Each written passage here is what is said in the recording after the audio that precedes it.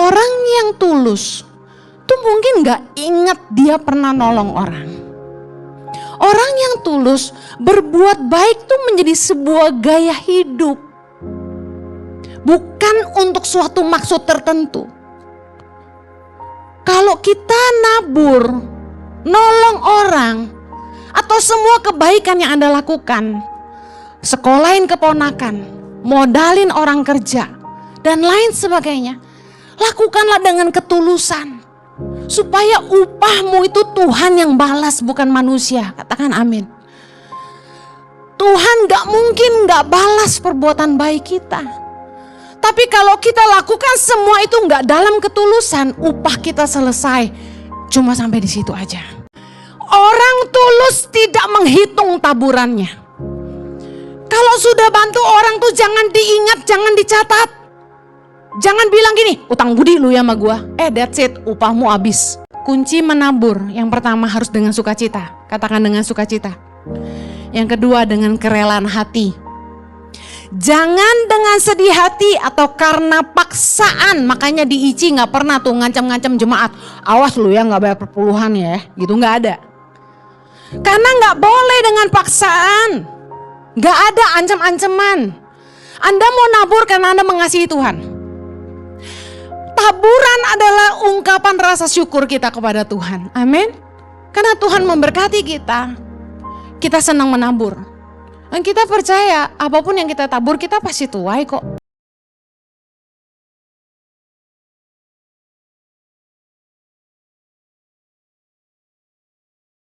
Terima kasih Bapak. Kami bersyukur punya Tuhan yang setia dalam hidup kami. Berkatilah umat-Mu Tuhan. Biar kiranya setiap benih firman yang ditaburkan menjadi kebenaran yang tumbuh di tanah hati yang baik. Supaya menghasilkan buah-buah ketekunan dalam hidup kami. Supaya kami tidak pernah menyerah dalam hidup ini. Terima kasih Tuhan. Kami percaya firman-Mu akan berbicara buat kami masing-masing. Dan menjawab pergumulan kami.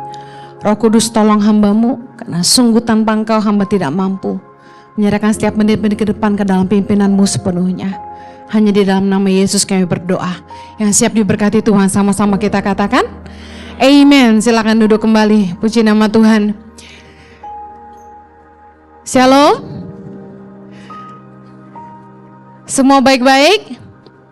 Luar biasa.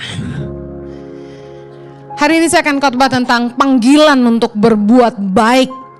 Panggilan untuk berbuat baik. Kenapa kita harus berbuat baik? Yang pertama, karena perbuatan baik kita mempermuliakan Tuhan. Katakan amin. Katakan kan kirimu, orang Kristen gak boleh gak baik. Matius 5 ayat 16, sama-sama baca. Demikianlah hendaknya terangmu bercahaya di depan orang, supaya mereka melihat perbuatanmu yang baik dan memuliakan Bapamu yang di sorga. Orang Kristen gak boleh gak baik. Karena orang Kristen kalau gak baik, Tuhan gak dipermuliakan. Malu kalau nonton TV beritanya gak bagus. Selalu tentang pendeta, selalu tentang orang Kristen. Biarpun itu bukan tentang kita, tapi kita ikut malu mendengarnya. Karena selalu digeneralisasi, tuh orang Kristen kayak gitu. Tuh orang pendeta kayak begitu tuh. Makanya kenapa pendeta selalu dikata-katain tuh makan duit jemaat tuh. Malu deh saya dengernya. Padahal kan gak semua pendeta kayak gitu dan gak semua orang Kristen kayak begitu. Kisah Rasul 10 ayat 38 bercerita tentang Yesus. Yaitu tentang Yesus dari Nazaret. Bagaimana Allah mengurapi dia dengan Roh Kudus dan kuat kuasa. Sama-sama, dia yang berjalan berkeliling sambil berbuat baik dan menyembuhkan semua orang yang dikuasai iblis sebab Allah menyertai dia. Yesus itu menjadi tokoh kebaikan bagi dunia. Yang orang lain gak bisa deny, siapapun gak bisa deny bahwa kekristenan itu identik dengan kebaikan karena Kristus. Dan kalau kita yang menyebut diri kita Kristen, yang artinya Kristus, the image of Christ, gambaran Kristus bagi dunia yang gak baik, jelas sekali kita nggak mencerminkan Kristus dan Tuhan nggak dipermuliakan dalam hidup kita. Yang kedua, kenapa kita harus berbuat baik? Karena perbuatan baik adalah taburan untuk kekekalan. 1 Timotius 6 ayat 18 sampai 19 kita baca sama-sama. Peringatkanlah agar mereka itu berbuat baik dan menjadi kaya dalam kebajikan, suka memberi dan membagi. Ayat 19 sama-sama. Dan dengan demikian mengumpulkan suatu harta sebagai dasar yang baik bagi dirinya di waktu yang akan datang untuk mencapai hidup yang sebenarnya. Sekali lagi katakan, hidup yang sebenarnya. Artinya hidup kita di dunia sekarang ini itu sementara. Suatu hari kita semua akan mencapai hidup yang sebenarnya, yaitu kekekalan. Entahkah bersama dengan Bapa di sorga, memerintah bersama Kristus dalam kerajaan 1000 tahun, atau kita ada bersama dengan orang-orang yang tidak hidup dalam kebenaran, orang-orang yang kehilangan keselamatan. Dikatakan peringatkanlah agar mereka itu berbuat baik, menjadi kaya dalam kebajikan, suka memberi, suka membagi. Dengan demikian mengumpulkan suatu harta, dasar untuk hidup kita yang sesungguhnya. Semua yang kita habiskan di dunia ini hanya kita nikmati di bumi. Tapi semua yang kita tabur untuk orang lemah yang akan mengikuti kita sampai ke sorga nanti. Yang percaya katakan amin. Yesus yang berkata dalam Lukas 12 ayat 33, jualah segala milikmu dan berikanlah sedekah. Buatlah bagimu pundi-pundi yang tidak dapat menjadi tua, suatu harta di sorga yang tidak akan habis, yang tidak dapat didekati pencuri dan yang tidak dirusakkan ngengat. Orang bilang kita mati gak bawa apa-apa, salah. Yesus berkata, sedekah atau taburan kita untuk orang lemah, itu yang akan menjadi harta kita dalam sorga. Katakan amin. Jadi segala harta yang kita nikmati di bumi untuk diri sendiri itu hanya habis di dunia ini.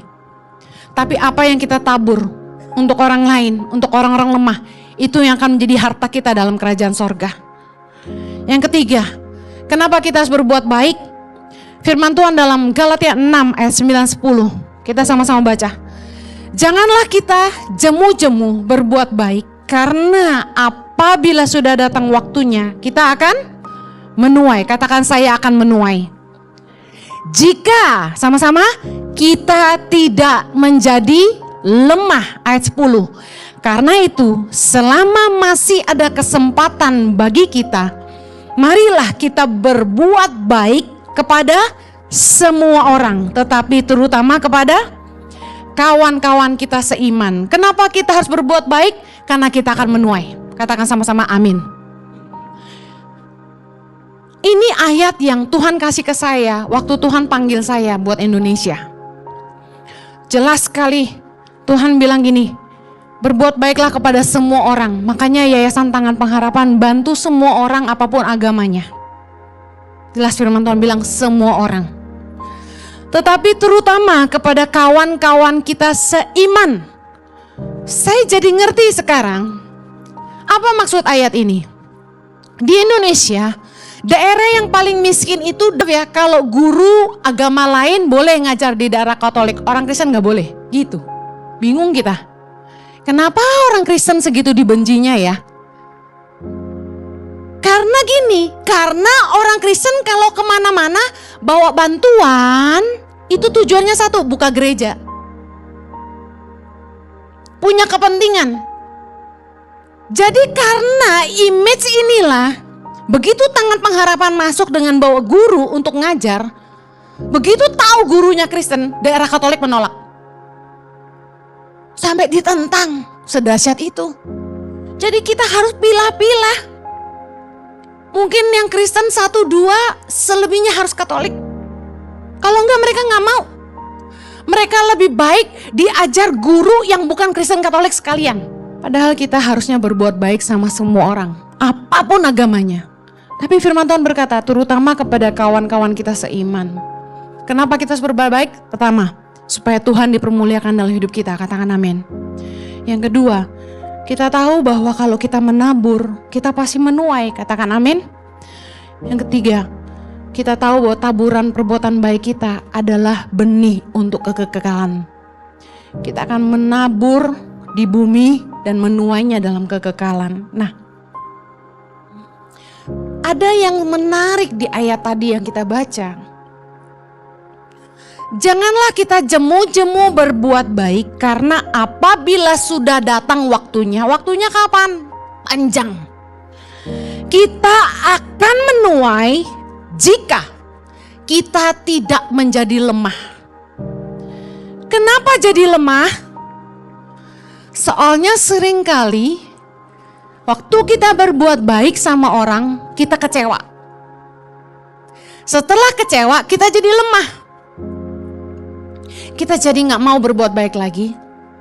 Bahkan kita anti sama orang yang kita bantu. Lalu kita kadang-kadang marah juga sama Tuhan. Kenapa kita kecewa? Karena seringkali kebaikan kita dibalas dengan kejahatan. Sampai ada peribahasanya, air susu dibalas, air tuba. Yesus bilang dalam Matius 11 ayat yang ke-6. Dan berbahagialah orang yang tidak menjadi kecewa dan menolak aku.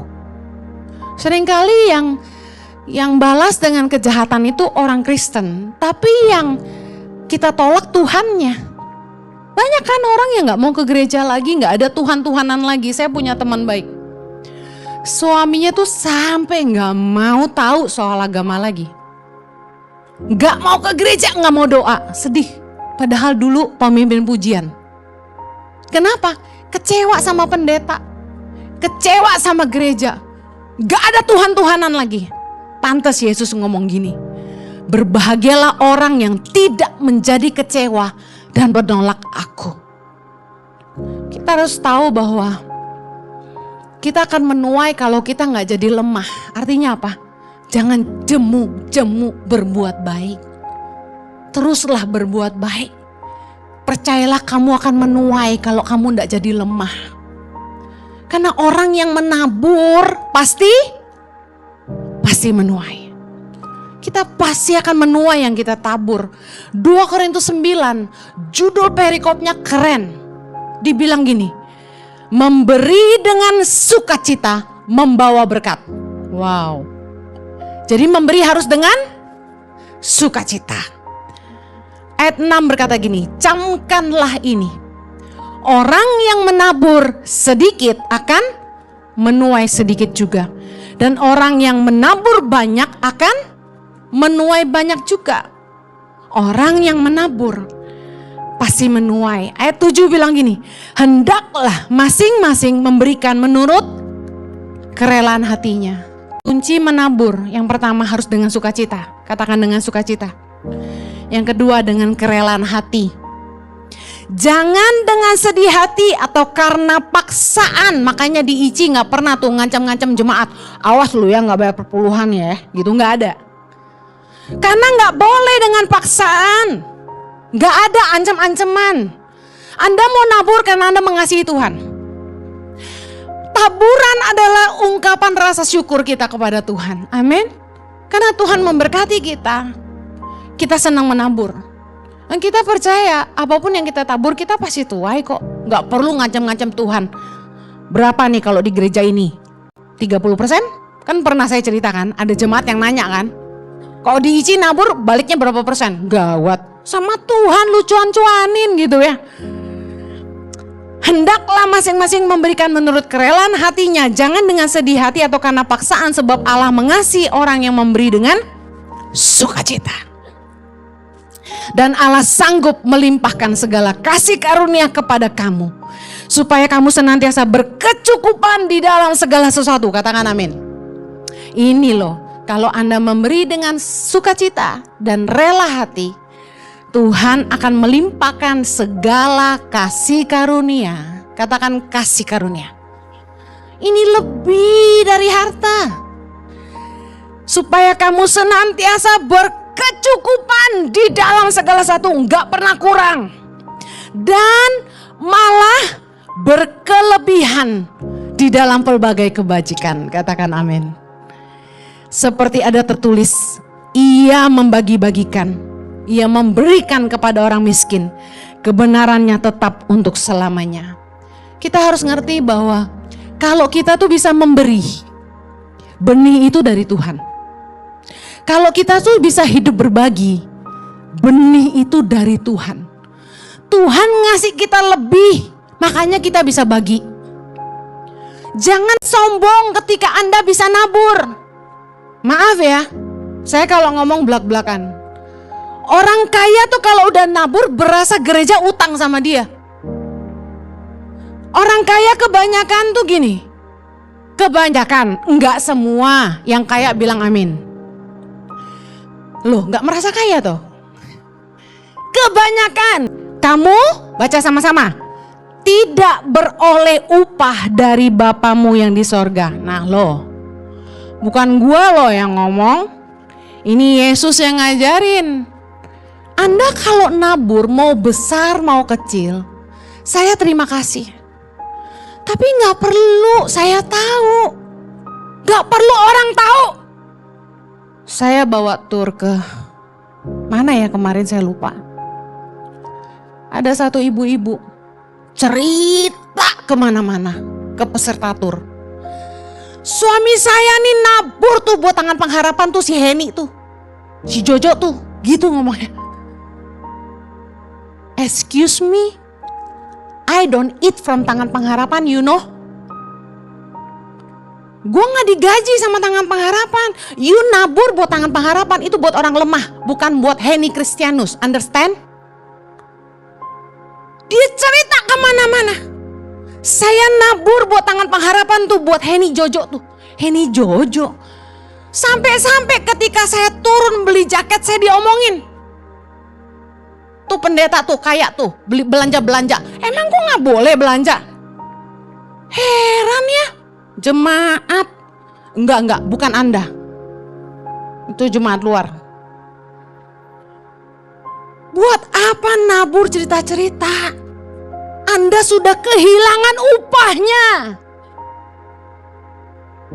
Baca lagi ayat kedua. Jadi apabila engkau memberi sedekah, janganlah engkau mencanangkan hal itu seperti dilakukan orang munafik di rumah-rumah ibadat dan di lorong-lorong, supaya apa?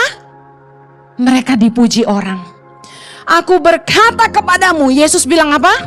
Sesungguhnya mereka sudah mendapat upahnya. Upahnya hilang gak? Ketika Anda cerita sama orang, gue nabur loh buat Tangan Pengharapan. Ya gak banyak sih, 2 juta sebulan. Taburan Anda udah selesai sampai di situ. Orang bilang gini, Iba sama dibilangin Kamsya sama saya. Foto berdua deh. Saya posting di Instagram deh, halo. Sini yang mau. Habis ini Anda nyumbang, kasih tahu saya, terus kita foto. Bu Heni titip ya di sosmed saya jomblo. Oke siap. Gua kasih tahu, upah lu kelar segitu doang. Tapi kalau Anda nabur dan gak ada orang yang tahu, mari kita lihat Yesus bilang apa.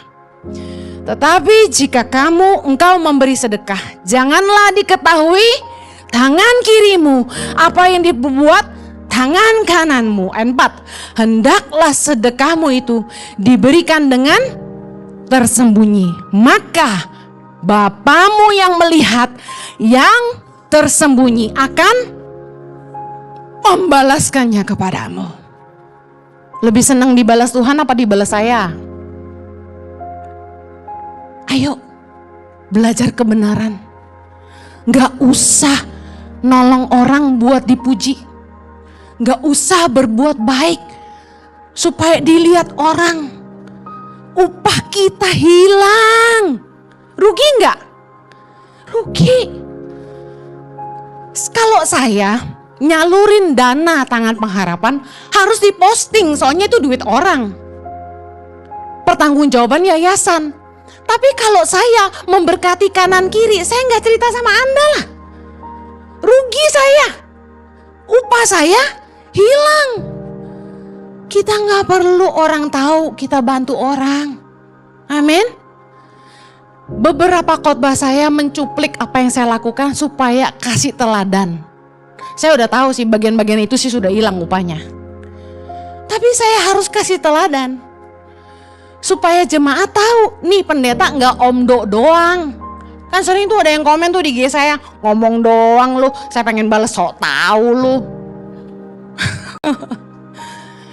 Orang tulus tidak menghitung taburannya. Kalau sudah bantu orang tuh jangan diingat, jangan dicatat. Jangan bilang gini, utang budi lu ya sama gua. That's it, upahmu habis. Matius 25 tentang penghakiman terakhir. Ayat 31, apabila anak manusia datang dalam kemuliaannya dan semua malaikat bersama-sama dengan dia, maka ia akan bersemayam di atas tahta kemuliaannya. Lalu semua bangsa akan dikumpulkan di hadapannya dan akan memisahkan mereka seorang demi seorang, sama seperti gembala memisahkan domba dari kambing. Lalu ia akan menempatkan domba-domba di sebelah kanan dan kambing-kambing di sebelah kiri. Raja itu akan berkata kepada mereka yang sebelah kanannya. Dibilang gini sama Yesus, mari hai kamu yang diberkati oleh Bapakku, terimalah kerajaan yang telah disediakan bagimu sejak dunia dijadikan. Sebab ketika aku lapar, kamu memberi aku makan. Ketika aku haus, kamu memberi aku minum. Ketika aku seorang asing, kamu memberi aku tumpangan. Ketika aku telanjang, kamu memberi aku pakaian. Ketika aku sakit, kamu melawat aku. Ketika aku di dalam penjara, kamu mengunjungi aku. Maka orang-orang benar itu akan menjawab dia, katanya, Tuhan, bila manakah kami melihat engkau lapar dan kami memberi engkau makan? Atau haus kami memberi engkau minum? Bila manakah engkau menjadi orang asing dan kami memberi engkau tumpangan? Atau telanjang kami memberi engkau pakaian? Bila manakah engkau sakit dan dalam penjara kami mengunjungi engkau? Ayat 40, dan raja itu akan menjawab mereka, aku berkata kepadamu, sesungguhnya segala sesuatu yang kamu lakukan untuk salah seorang dari saudaraku yang paling hina ini, kamu telah melakukannya untuk aku. Orang yang tulus tuh mungkin gak ingat dia pernah nolong orang. Orang yang tulus berbuat baik tuh menjadi sebuah gaya hidup, bukan untuk suatu maksud tertentu.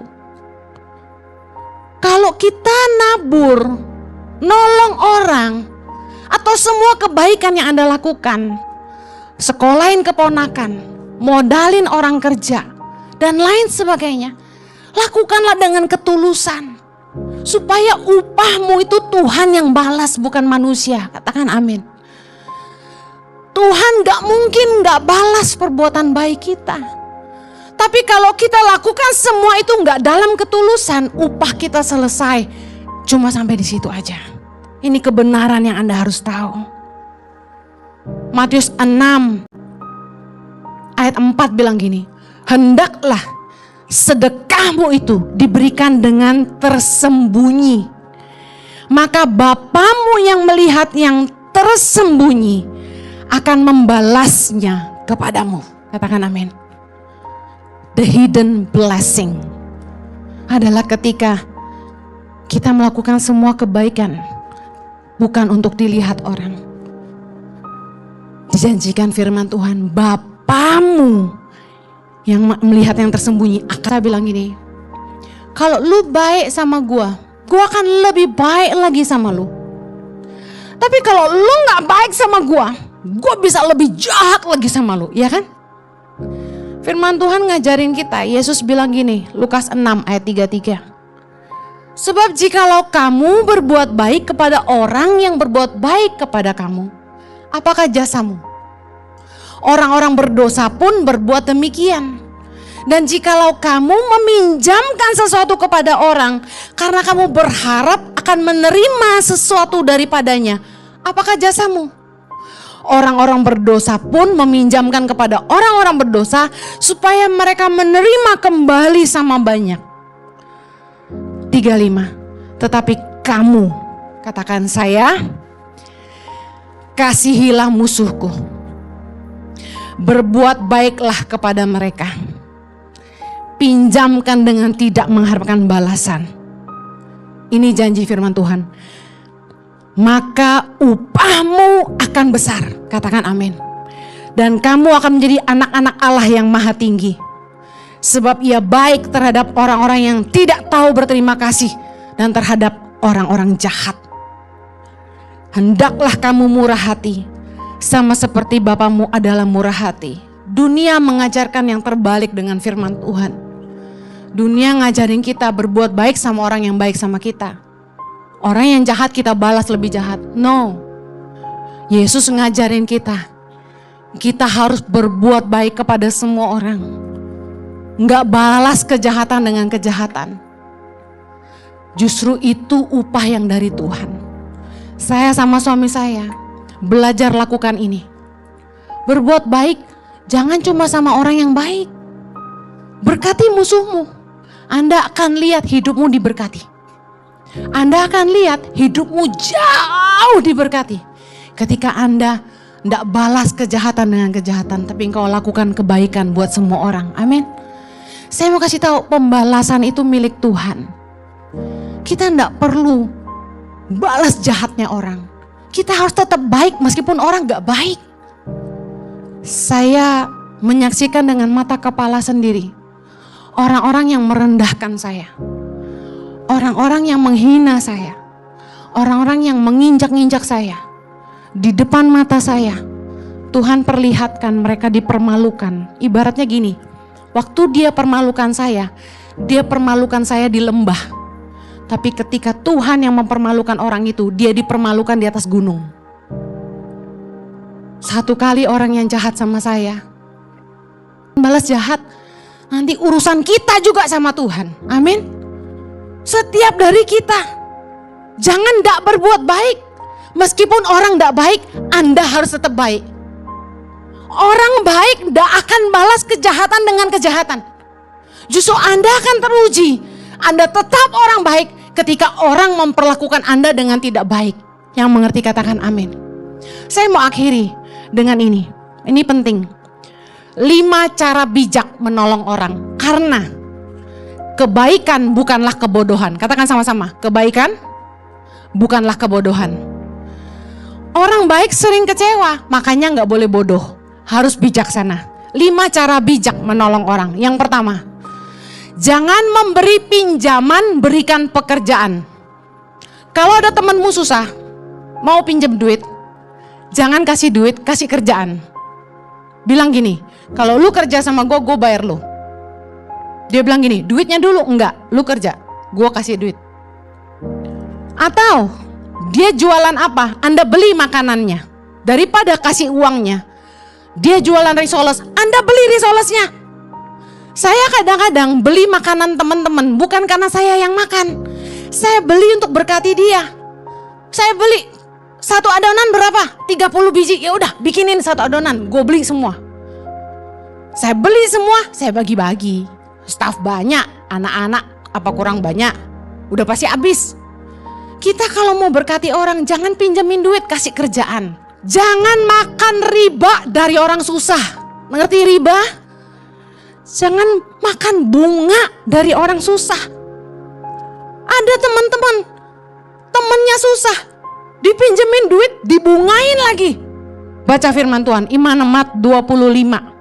Judul perikopnya penting. Perlakuan terhadap orang miskin. Ayat 35. Apabila saudaramu jatuh miskin sehingga tidak sanggup bertahan di antaramu, maka engkau harus menyokong dia sebagai orang asing dan pendatang supaya ia dapat hidup di antaramu. Ayat 36 baca sama-sama. Janganlah engkau mengambil bunga uang atau riba daripadanya, melainkan engkau harus takut akan Allahmu supaya saudaramu dapat hidup di antaramu. Ayat 37. Janganlah engkau memberi uangmu kepadanya dengan meminta bunga, juga makananmu janganlah kau berikan dengan meminta riba. Tuhan tidak suka. Orang kalau susah jangan malah kita bungain. Keluaran 22 ayat 25. Baca sama-sama. Jika engkau meminjamkan uang kepada salah seorang dari umatku, orang yang miskin di antaramu, maka janganlah engkau berlaku sebagai seorang penagih hutang terhadap dia. Janganlah kamu bebankan bunga uang kepadanya. Jangan. Daripada Anda berikan uang, lebih baik kasih pekerjaan. Yang kedua, jangan jadi Tuhan atas orang lain. Hindarilah ketergantungan. Kalau adikmu sudah menikah atau kakakmu sudah menikah dan dia terus minta duit sama kamu, cut. Jangan jadi Tuhan atas hidup mereka. Yeremia 17 ayat yang kelima berkata, terkutuklah orang yang mengandalkan manusia, yang mengandalkan kekuatannya sendiri, dan yang hatinya menjauh dari Tuhan. Jangan sampai orang bergantung sama Anda. Jangan sampai orang ngandelin Anda. Makanya hati-hati, jangan suka ngomong gini, kalau lu butuh apa-apa, cari gua. Aduh hebat. Jangan jadi Tuhan atas hidup orang lain. Kadang-kadang gini, Tuhan izinin proses itu terjadi dalam hidup mereka, supaya mereka belajar mengandalkan Tuhan. Yang mengerti katakan amin. Lalu Anda datang dan sok jadi pahlawan. Siapa yang akan celaka? Orang yang jadi Tuhan atas hidup mereka. Do not make anyone depend on you but God. Katakan amin. Yang ketiga, kalau Anda harus memberikan bantuan dana atau uang, berikanlah yang hatimu rela kalau dia sampai tidak kembalikan. Berikan tanpa mengharapkan balasan, kata firman Tuhan. Kalau orang itu datang sama Anda dan bilang gini, Ci, pinjam 20 juta, gue butuh bayar kontrakan. Anda tidak harus memberikan sebesar yang dia minta. Berikan yang hatimu rela. Bahkan Anda tidak perlu kasih kalau Anda tidak bisa. Jangan sampai Anda malah ngutang sama orang lain buat bantu orang. Itu salah. Karena itu namanya penang 2 juta. Saya bilang saya nggak bisa kasih 5 juta. Saya bisa kasih 2 juta. Tapi waktu saya kasih pesan sponsor. Orang Indonesia wajib dikasih pesan sponsor. Kalau enggak, mentalnya minta-minta. Sorry, saya nggak bisa kasih kamu 5 juta. Ini 2 juta. Kembalikan kalau sudah bisa. Siapa tahu besok dia langsung jadi konglomerat, kita rugi nggak dibalikin. Bener nggak? Kenapa saya ngomong gitu? Kita nggak pakai pesan sponsor, besok dia datang lagi, Ci, minta 3 juta. Ci, aduh saya udah kenyang bayarin kontrakannya orang. Saya belajar banyak, bayar harga banyak, makanya saya bisa ngajarin ini. Kenapa kita harus ngasih yang hati kita rela? Karena hati kita lebih berharga dari uang yang kita kasih. Hati kita ini terpancar kehidupan kita, betul? Kalau kita nolong orang, itu kebaikan nggak? Kebaikan. Janganlah kebaikan kita jadi kepahitan. Kita udah bagus, tulus nolong orang, terus kita kecewa karena dia nggak bayar kita. Kita kepahitan, yang rugi siapa? Berapalah uang yang kita kasih dibandingin berharganya hati kita di hadapan Allah. Berikan yang hatimu rela. Kalau sampai dia nggak bisa kembalikan, kamu tahu kamu sudah rela. Yang mengerti katakan amin. Tadi kita sudah baca ayatnya dalam Lukas 6. Pinjamkan dengan tidak mengharapkan balasan. Yang keempat, berikan bantuan yang bersifat sustain dan berdampak nyata. Apa itu sustain? Jadi bentuk bantuan yang kita berikan itu bisa berkelanjutan untuk dia tetap bertahan hidup. Menolong orang untuk bisa berdiri di atas kaki mereka sendiri, bukan mengandalkan Anda terus. Yang mati katakan amin. Contohnya apa? Yang pertama, kasih pelatihan. Misalnya, orang ini pinter jualan, bikin kue sus misalnya gitu. Nah, mungkin kalau dia jualan online di Facebook atau Instagram atau Shopee, Topet, bisa menolong dia untuk jualan lebih banyak. Bisa paham ya? Nah, tapi dia gaptek. Dia nggak ngerti cara buka toko online atau sosial media tuh seperti apa. Nah, Anda ngajarin dia, sini gue bukain tokonya, terus ajarin dia cara. Nanti habis itu dia bisa dagang. Banyak loh yang bisa hidup. Satu kali ada ibu-ibu dia butuh uang, terus diajarin temennya bikin risoles. Udah gitu sama temen yang jago sosial media, dipromosiin. Ini risoles rasa surga gitu. Langsung laris loh, ribuan yang beli. Keren kan? Itu bantuan yang bersifat sustain, berkelanjutan, dan berdampak nyata mengubah hidup orang. Yang ngerti katakan amin. Kemudian bantuan apa lagi? Modal usaha tanpa bunga. Tangan Pengharapan lakukan itu. Kita modalin orang, dia cicil 10 kali, 10% per bulan, dia kembalikan. Akhirnya dia bisa punya income yang sustain tanpa bunga. Ingat firman Tuhan bilang bantu orang miskin gak boleh makan bunga. Yang ketiga, mengajar cara mengelola keuangan dengan baik. Tahu gak Anda, banyak orang susah itu bukan karena gak punya usaha atau gak punya penghasilan, enggak. Tapi mereka gak pinter mengelola keuangan. Benih yang harusnya ditabur kembali, dimakan. Jadi kita ngajarin orang. Tapi ya kalau ada orang yang mokong ya mau pien. Ngerti gak? Nah itu bahasa Inggris yang Anda ngerti ya. Banyak orang yang kita udah ajarin gak mau nurut gitu loh. Susah. Udah dibilangin, kamu jangan kayak OKB. Lihat duit gede langsung gitu kan. Kelola uang dengan baik, hidup sederhana. Nah, ngajar orang ngelola keuangan ini sangat penting. Saya sering kali duduk ngajarin orang ngelola keuangan. Kemudian, mengajar cara manajemen atau marketing yang baik. Nah, yang punya keahlian fotografi angkat tangan? Kok nggak jujur sih, nggak diminta tolong nggak? Yang punya keahlian fotografi yang kalau foto makanan pakai handphone bagus tuh loh, 1. Ayo jangan bohong. 2. Kalau makan, jangan makan dulu, gue foto. Ada di situ? Nah itu tuh, kayak gitu tuh. Ada? 3. Jangan lupa abis ini fotoin batik Tangan Pengharapan. Kok gitu? Jadi kita kalau punya skill foto, kita bantuin fotoin produknya gitu loh.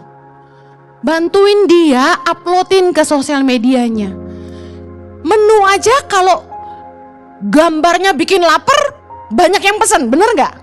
Aduh, paling bahaya tuh malam-malam kalau scrolling gitu. Bakmi B2,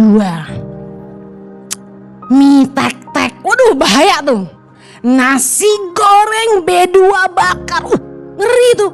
Lapcang kuping, waduh gawat. Saya semalam hampir tergoda, ampuni saya Tuhan. Gak jadi pesan saya, makan jambu. Kita punya skill, kita bisa tolong orang. Gak selalu berupa uang. Kita bisa bantuin fotoin produk dia, ajarin dia jualan online. Itu sudah nolong hidup orang. Yang terakhir, bantulah orang yang mau hidupnya berubah. Katakan amin. Saya kasih tahu ya, orang susah tuh banyak.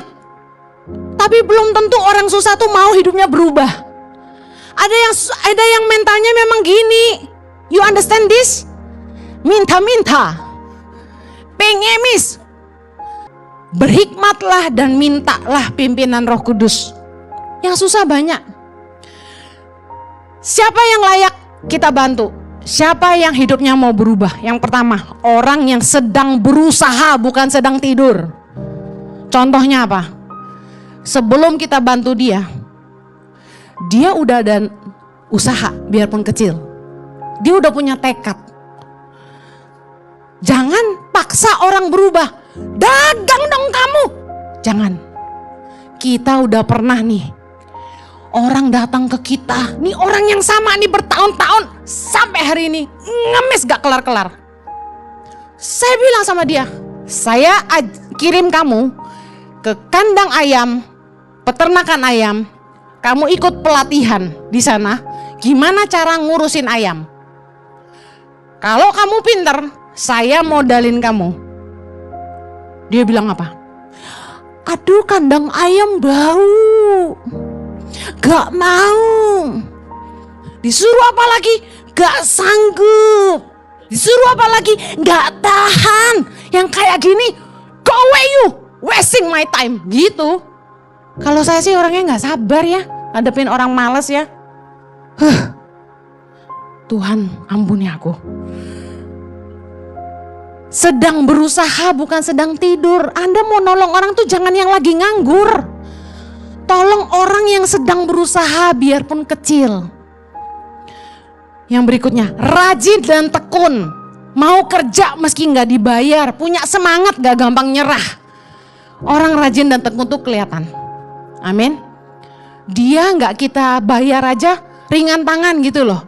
Bu Heni, apa yang saya bisa bantu? Apa yang saya bisa lakukan? Padahal dia sendiri nggak punya duit, tapi dia kasih tenaganya. Saya nggak punya harta, tapi saya bisa bantu apa? Ringan tangan. Nah, yang kayak gini layak dibantu nih. Saudara-saudara yang suka bantuin Anda di rumah, kan ketahuan tuh yang rajin sama enggak tuh, bener nggak? Bantu yang rajin, yang malas menjangan, mopien. Yang terakhir, yang punya karakter yang baik, jujur dalam hal kecil dan bertanggung jawab. Saya tuh kalau mau nilai orang dari duit kecil, dikasih uang, ada penjelasan gak habisnya berapa?